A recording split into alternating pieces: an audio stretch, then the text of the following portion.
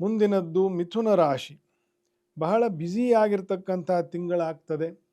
ಯಾಕಂದರೆ ಬುಧನು ಉಚ್ಚದಲ್ಲಿ ಸ್ವಕ್ಷೇತ್ರದಲ್ಲಿ ದ್ವಿತೀಯಕ್ಕೆ ಹೋಗ್ತಕ್ಕಂತಹ ಸಮಯ, ಮತ್ತು ರವಿ ಮತ್ತು ಗುರು ತೃತೀಯದಲ್ಲಿ, ಶುಕ್ರ ಕರ್ಮದಲ್ಲಿ, ಶನಿ ಆಲ್ರೆಡಿ ಅವನು ವಕ್ರಿ. ನಾನಾ ಕೆಲಸಗಳು, ನಾನಾ ಸಮಸ್ಯೆಗಳು, ನಾನಾ ಒಳ್ಳೆಯದಕ್ಕೂ ಏಳಿಗೆಗೂ ಆಗ್ತದೆ. ಇದೆಲ್ಲವನ್ನು ಮ್ಯಾನೇಜ್ ಮಾಡ್ತಕ್ಕಂತಹ ಒಂದು ಒತ್ತಡ, ಮಾನಸಿಕವಾಗಿರ್ತಕ್ಕಂಥ ಒತ್ತಡ ಹೆಚ್ಚಾಗ್ತದೆ.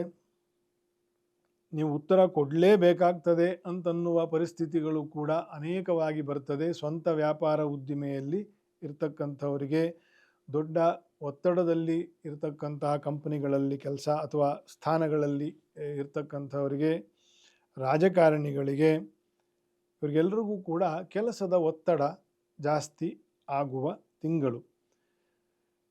ಸ್ವಲ್ಪ ಶಿವನಾಮ ಸ್ಮರಣೆ, ನಾರಾಯಣ ನಾಮಸ್ಮರಣೆ, ಧ್ಯಾನ, ಅದೇ ನಾಮದಲ್ಲಿ ಧ್ಯಾನ ಮಾಡ್ತಕ್ಕಂಥದ್ದು 5 ನಿಮಿಷ 10 ನಿಮಿಷ ಬೆಳಗ್ಗೆ ಮಧ್ಯಾಹ್ನ ಸಂಜೆ ಅಂತ, ಇದೆಲ್ಲ ಮಾಡೋದರಿಂದ ಒಂದು ರೀತಿಯ ಶಾಂತತೆ ಬರ್ತದೆ.